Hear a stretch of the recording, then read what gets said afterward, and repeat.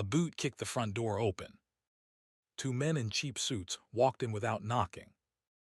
A clipboard slapped down on the kitchen table. "You have 1 hour to be out."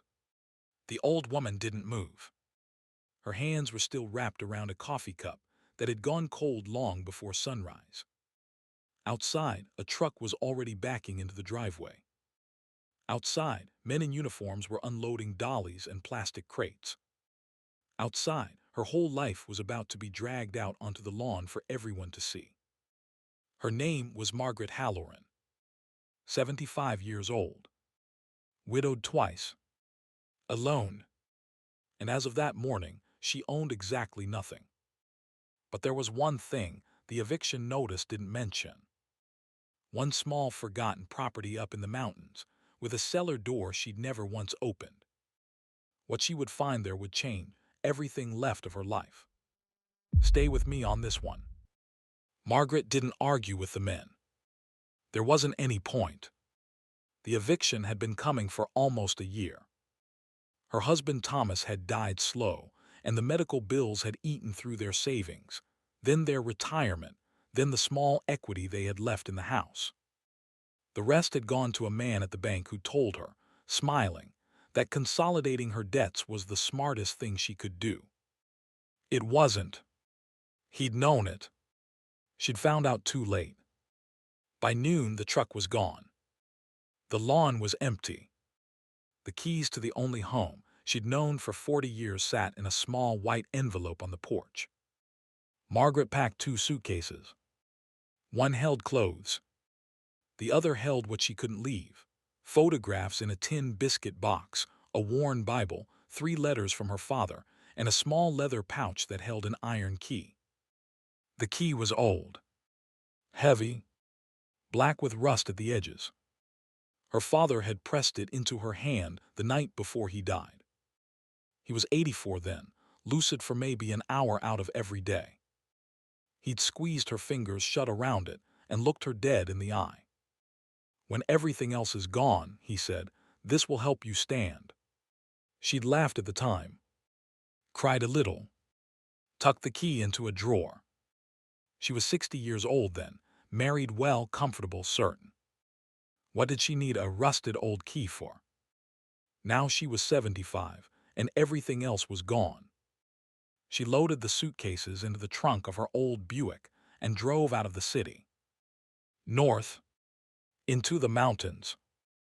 The cabin had belonged to her father, and his father before that. Margaret had been there maybe 4 times in her whole life. Once as a girl. Once with Thomas, on a trip that had ended early because of a snowstorm. Twice more after her father's death, just to check that the roof hadn't caved in. Each time the cabin had felt smaller and more forgotten. The road up was broken pavement, then gravel, then dirt. Her Buick groaned the whole way. The cabin sat at the end of a track that nature had been trying to swallow for decades. Pine needles on the roof. A leaning porch. A chimney that looked like it had given up a long time ago. She pulled in just before sunset. The air outside was cold enough to bite. The front door was locked. The standard key worked after some encouragement. The hinges screamed. Inside, it smelled like wood smoke and something older. Mice had gotten into the kitchen at some point. The bed was bare. The pump in the kitchen needed coaxing, but it gave water eventually. Clear, freezing mountain water. There was a wood stove. There were maybe 10 pieces of split wood beside it. That was it. Margaret made a fire that lasted 3 hours. She slept in her coat. The next morning, she walked the property. There was a tool shed, half collapsed, with an old axe inside. There was a well house. There was the cabin itself, 4 rooms upstairs, 1 room down. And there was the cellar door. It sat at the back of the cabin, behind the wood box. A heavy plank door set into the foundation. 2 iron hinges. A black iron padlock that her father had put on it when she was a child. She remembered him replacing the lock once when she was maybe 8 years old. She remembered asking him what was down there. He'd told her, "Nothing for you, child. Nothing for anyone." And she'd believed him. Why wouldn't she? It was just a cellar. Just a damp little hole in the ground for storing potatoes. She didn't open it that first day. Or the second. Or the third. She had other problems. She had no money. She had food enough for maybe 2 weeks if she ate small. She had no plan. She had no idea what she was going to do when the cold really came. She had the iron key on a leather cord around her neck, and she didn't think about it. She hadn't thought about it in years. That would change soon. By the fourth day, Margaret knew she was in trouble. The wood was almost gone. The temperature dropped at night to somewhere below freezing. Her food was a half-empty bag of rice, 3 cans of soup, a tin of crackers, and a jar of peanut butter. She had $8 in her purse, and a checkbook from an account she was certain was already empty. She walked to the tool shed that morning to look for the axe. There was no firewood pile because there was no firewood. The forest had grown right up to the walls. The axe was rusted, but the head was still tight on the handle. She brought it inside. That was when she looked at the cellar door again. She wasn't thinking about her father. She wasn't thinking about the key around her neck. She was thinking about whether there was an old box of canning jars down there she could use to seal up some of the drafty windows. Or maybe a horse blanket. Or anything at all that could help her get through one more night. She tried the padlock. It was iron and old, and the keyhole was clogged with 60 years of grit. She fished the iron key out from under her sweater. She'd never even tried it on the lock before. There had never been a reason to. But she stood there in that cold back hallway, holding it in her palm, and she felt something her father had said come back to her. When everything else is gone. She wiggled the key into the keyhole. It scraped. It caught. It turned. The padlock clicked open. Margaret stood there for almost a full minute and didn't move. She told herself she was being foolish. It was a cellar. Just a cellar. She slid the bolt and pulled the door open. A breath of cold air came up the stairs. Dry. Not damp. That was the first thing she noticed. A normal mountain cellar smells like wet stone and root vegetables. This one smelled like nothing at all. She turned on her flashlight. The beam cut down a steep wooden staircase. 12 steps. A flat dirt floor at the bottom. She went down slow. The wood didn't creak. Whoever had built that staircase had built it to last.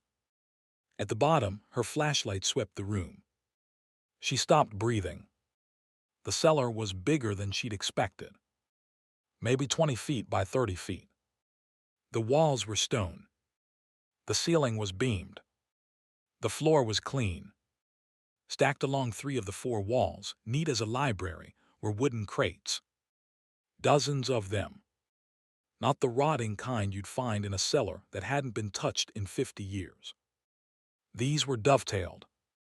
Sealed. Wrapped in oilcloth and tar paper. Some of them had small brass tags hanging from them on wire. Against the 4th wall stood a workbench. It was clean, too. A magnifying lamp. A roll of acid-free paper. A small jar of brushes. A stack of cotton gloves, still in their original wrapping.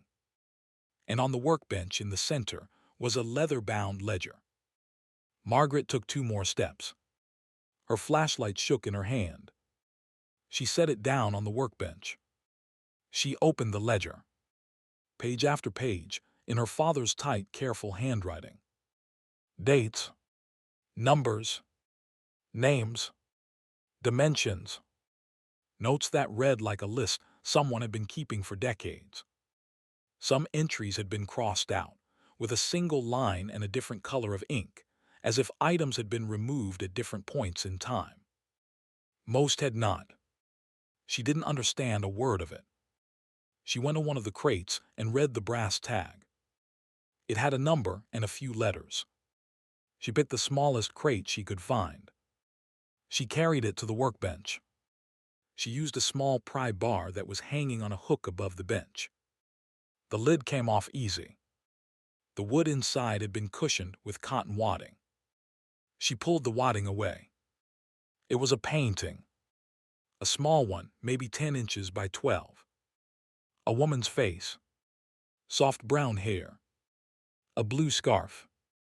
The way the light fell on her cheek wasn't normal. Margaret had spent enough Sunday afternoons in museums with Thomas to know what she was looking at. She didn't know who painted it. She didn't have to. She knew it was old. She knew it was real. She put the lid back on the crate as gently as she could. Her hands were shaking now in a way that had nothing to do with the cold. She walked to a second crate, then a third, then a fourth.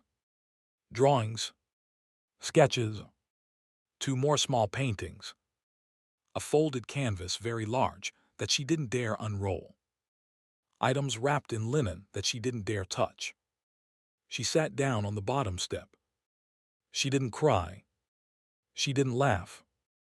She just sat there with the ledger in her lap, looking at her father's handwriting, looking at the dozens of crates, and trying to make any of it make sense. She climbed back up the stairs slow.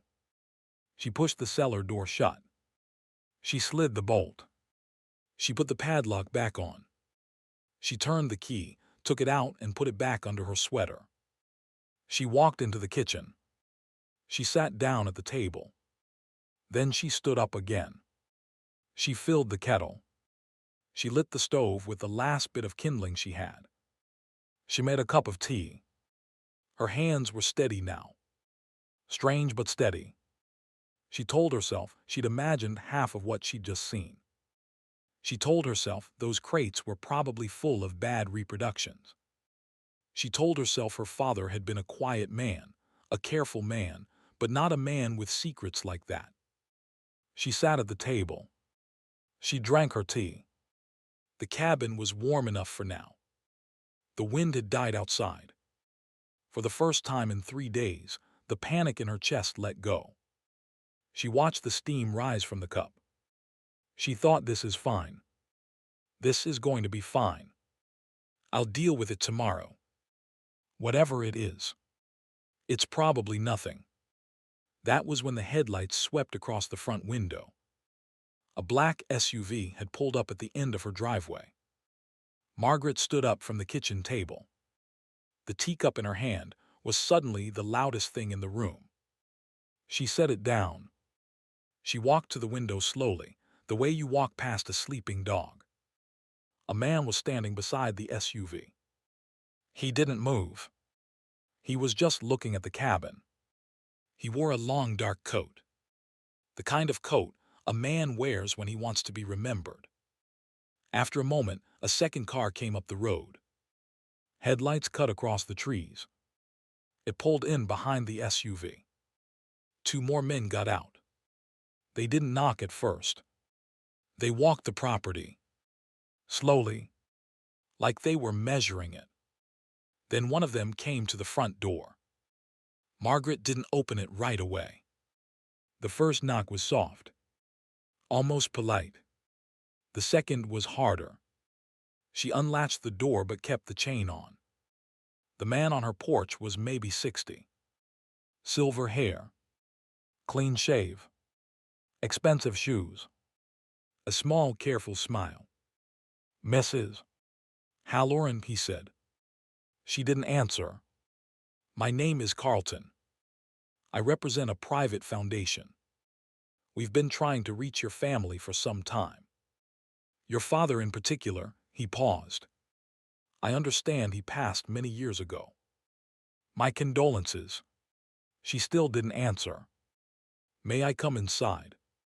It's quite cold." "What do you want?" Margaret said. The smile got a little smaller. "We believe certain items belonging to our foundation may have come into your father's possession during the war. We'd like to discuss the return of those items." We are prepared to be very generous. He said a number. Margaret didn't catch it because her ears had started ringing. He said it again slower. $50,000. Tonight. Cash. For your cooperation. She closed the door in his face. She stood with her back against the door and listened. Footsteps on the porch. A pause. Then footsteps walking away. Then his voice just outside the wood. Calm. Quiet. We'll be back in the morning, Mrs. Halloran. We hope you'll be reasonable. If you're not, there are other people who will take a much firmer interest in what's in this cabin. People you won't like as much as me. Then the cars left.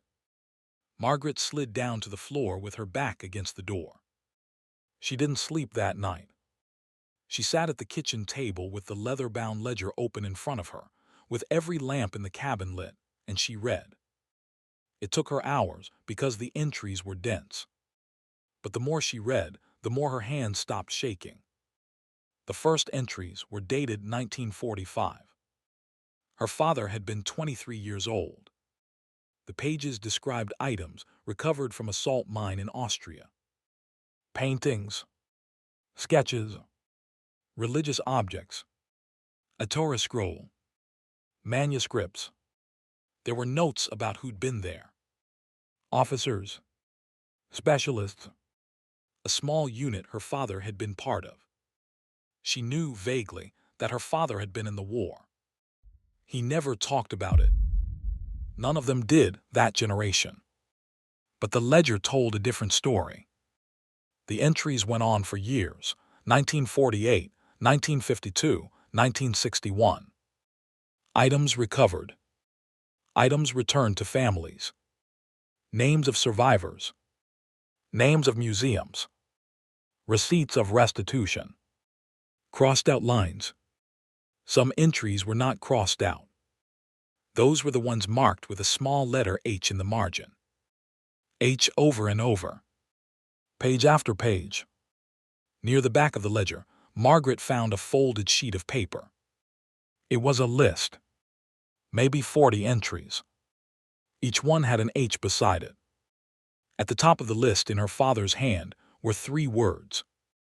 Heirs not found. Margaret put her hand to her mouth. She understood now. Her father hadn't been hiding stolen art for himself. He'd been holding it. For decades. Waiting for the rightful owners, or their children or grandchildren, to be found. Some entries had been crossed out, as the work of locating them succeeded. Many had not. The men outside her door tonight wanted those works. But they weren't heirs. Heirs don't show up at midnight in black SUVs offering cash. Whoever they were, they wanted what didn't belong to them. And in the morning, they were coming back. Margaret sat in the kitchen and watched the sun come up over the trees. She did not feel afraid anymore. She felt something else. She felt 75 years old and absolutely, completely sure of what she was about to do. She picked up the ledger. She turned to the inside back cover. There, written in her father's hand, were 3 names with phone numbers. Lawyers. Old colleagues. Men she had never met but who had clearly been part of his work. The first 2 numbers were disconnected. The men were probably dead. Both had been older than her father. The 3rd number rang through. A woman picked up. Whitlock and Reese, good morning. Margaret's voice came out steadier than she expected. I need to speak to Daniel Whitlock. Tell him Henry Halloran's daughter is calling. Tell him I need help today. There was a pause. The woman said, Hold the line, ma'am. Please. If you've made it this far, do me a small favor. Hit that subscribe button. Stay with me, because what happened in the next 12 hours nobody saw coming. Daniel Whitlock came on the phone. He was 87 years old. His voice shook. But the moment Margaret said the words, I opened the cellar, he stopped shaking. Don't let anyone in, he said. I am 2 hours away. I'm coming. Daniel Whitlock arrived at 11 that morning in a black town car, driven by a younger man in a suit. He came up the porch steps slow, with a cane. He was small now, bent, white hair, but his eyes were sharp, the kind of sharp that doesn't fade with age. He took off his hat when Margaret opened the door. "You have your father's eyes," he said. "I haven't seen him in 40 years, and you have his eyes." She let him in. The young man with him stayed by the car. A second car had arrived behind them. A museum representative from the city, a woman in her 50s named Dr. Ray's with 2 specialists. They had come quickly because Whitlock had told them to. Margaret sat them in the kitchen. She made coffee. Her hands did not shake. "They came last night," she said. "3 of them. They want what's in the cellar. They offered me 50,000. Whitlock smiled, but there was no warmth in it. 50,000, he said quietly. For collateral worth perhaps 80 million. Yes. That sounds about right. Margaret set the cup down too hard. Coffee jumped over the side. "Mrs. Halloran," he said, "I think we need to talk before they come back. May I see the cellar?" She nodded. She unlocked the door. She walked them down. Dr. Ray's did not speak when she saw the crates. She only walked slowly along the wall and ran one gloved finger along the brass tags, reading each number. Then she sat down on the bottom step and put her face in her hands. "This is real," she said, mostly to herself. "Oh, dear God. This is real." Whitlock put his hand on Margaret's arm. "Your father served in a unit during the war that was called the Monuments, Fine Arts and Archives Section," he said. "There were about 350 of them in total. They were artists, curators, professors, art historians, who put on uniforms and went into Europe to recover what the Nazis had taken." Margaret nodded. She had heard the term before. She had not known her father was one of them. Most of what they recovered was returned, but some pieces were taken from family who no longer existed. Whole bloodlines gone. There was a debate after the war about what to do with those works. Many were placed in trust with museums. But some men in the unit, your father among them, took on the work privately. They believed if a museum kept them, they would simply sit on a wall, and the search for surviving descendants would stop. Your father would not allow that. He looked around the cellar. He spent 50 years finding them, Mrs. Halloran. One descendant at a time. Across continents. Through wars and famines and iron curtains. Each work in this cellar had a name attached to it, somewhere in the world. As he found them, he sent the works to the families.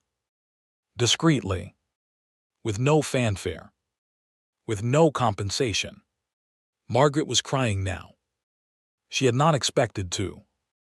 "What's left," Whitlock said, "is what he hadn't yet found. The heir's not found. He passed before he could complete the work. But he marked the trail. He paused. And he left it to you." There was a long silence in the cellar. "The men who came last night," Margaret said. "Who are they?" Whitlock's mouth tightened. "There are families in Europe, old, wealthy, well-connected, who profited from the original thefts. Their grandchildren now claim certain works as inheritance. Some have legitimate claims. Most do not. The men last night likely represent a private buyer who would prefer those works to surface on the gray market, where provenance is fluid and questions are not asked. They are not law enforcement. They are not government. And they have no legal standing here." Margaret wiped her face. "What do I do?" "Today," Whitlock said. "Today, when they come back, you let me speak to them." They came at 1 in the afternoon. 3 cars this time. Carlton in the long coat. The other 2 men. and a fourth man a lawyer by the look of him. Margaret opened the door before they could knock. She stepped back. She did not say a word. Daniel Whitlock was waiting for them at the kitchen table. What happened in the next 40 minutes was not a fight. It was a quiet, surgical destruction. Whitlock laid out documents. Letters from the State Department. Records of the monuments men. Affidavits from museums in 3 countries. He named Carlton's employer, a Swiss-based shell company, and named the company behind that one, and named the family behind that. He named 2 specific works that family had claimed in 2009 and lost the claim on. He named the case number. He laid down a single sheet of paper. This is a notice of intent to file federal charges for harassment of a witness in a pending restitution matter. Mrs. Halloran has retained counsel as of this morning. As of this morning, every item in this cabin is under the protection of a federal restitution program in cooperation with 2 museum trusts. As of this morning, your visit last night, Mr. Carlton, is recorded and submitted as evidence. The $50,000 you offered is, on the record, an attempt to purchase stolen cultural property, knowing or should have known. That is a crime under United States law, in case your client did not explain that to you. Carlton's face did not change, but he stood up. Mrs. Halloran, he said, thank you for your time. He walked out. The other men followed. The cars pulled away. Margaret sat at her kitchen table. She did not move for a long time. Whitlock poured her a fresh cup of coffee. They will not come back, he said. Now, we have a great deal of work to do. That was the moment she understood. Truly understood. The cellar her father had locked for 60 years was not a hiding place. It was a list of unfinished promises.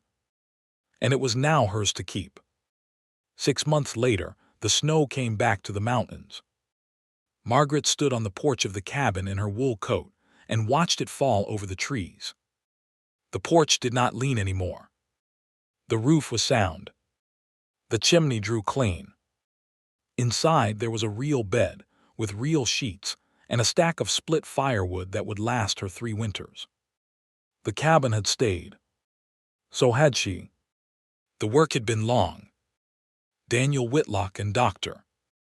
Reyes had brought in 3 more specialists from 2 countries. Each crate had been opened, cataloged, photographed, documented. The provenance team had worked from her father's ledger, page by page, name by name. 42 heirs had been located on 3 continents. Some were grandchildren. A few were still living survivors, very old now in their 90s, who had not seen the work since they were children. There had been a phone call to a small apartment in Vienna where an old woman, 96 years old, had wept for an hour after hearing what had been found. There had been a delivery to a family in Buenos Aires whose grandmother had spoken of a missing painting on her deathbed.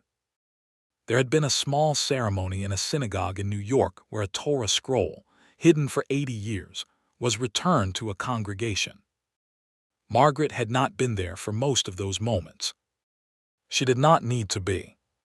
The thank you letters arrived anyway. They came in 3 languages. She kept them in a wooden box on her kitchen table. 3 works in the cellar had no living heirs. Her father had documented the search on each of them. He had pursued every line. Every line had ended. Those works, by law and by the determination of the Museum Trust, were Margaret's to dispose of. She sold one, a small Renaissance drawing. She did not haggle. The sale was clean. It was enough to pay her bills, enough to keep the cabin, enough to pay back, with interest, the small amount of money her late husband's nephew had loaned her in the worst of last year, which she had not asked for and would not forget. The other 2 she gave to a museum. They hang now in a quiet room with a small plaque that reads, "From the Halloran estate, in memory of Henry Halloran, Monuments Man. She visited the room once, sat on a bench in the corner and looked at the plaque for a long time. Then she went home. The Halloran Foundation she set up was small. 3 trustees. A modest endowment. Its single purpose was to fund continued restitution research for works still missing from the war. There were thousands. Her father's work, it turned out, had been one corner of a much larger map. She would not finish the map. Nobody would in her lifetime. But she could keep the corner he had started moving forward. The eviction notice she had once held in her hands she kept too. Folded in the bottom of the wooden box with the letters from the survivors. Sometimes she took it out and looked at it. Not to feel bitter. Just to remember. She had bought back her old neighborhood. A smaller house. 2 bedrooms instead of 4. A small front garden. A porch that needed paint. She had moved in on a Tuesday with 1 truck and 3 boxes, and she had cried on the kitchen floor for half an hour, and then she had stood up, made tea, and lived there ever since. But the cabin she kept. She came up most months. Sometimes for a weekend. Sometimes longer. She was here now. The cellar was empty. She had left the workbench. She had left the lamp. She had hung a small framed photograph above the bench. Her father in 1945. 23 years old. Standing with 2 other soldiers in front of the entrance to a salt mine. He looked very young in that picture. He looked very tired. He looked like a man who had just walked out of a place where the worst things in the world had been. She stood at the cellar door now and looked down at it. The padlock was gone. The bolt was undone. The door swung free. She did not need to lock it anymore. Around her neck on its leather cord, the iron key still hung. She wore it every day. Not because anything was locked. Because it reminded her who she was, and who he had been, and what could still be standing at the end of even the hardest year. She closed the cellar door. She climbed the stairs. She walked back into the kitchen. There was a kettle on the stove. A loaf of bread on the counter. A book open on the table. A note from Dr. Ray's confirming a phone call about a new lead in Lisbon. Outside, the snow kept falling. Margaret sat down. She looked out the window. She thought about the morning of the eviction. The 2 men in the cheap suits. The coffee cup that had gone cold long before sunrise. The truck in the driveway. The certainty that morning that she had nothing left. She had been wrong about that. Her father had been right. When everything else was gone, the key had helped her stand. She picked up her cup. She drank her tea. The cabin was warm. The wind had died outside. For the first time in a very long time, she was exactly where she was supposed to be.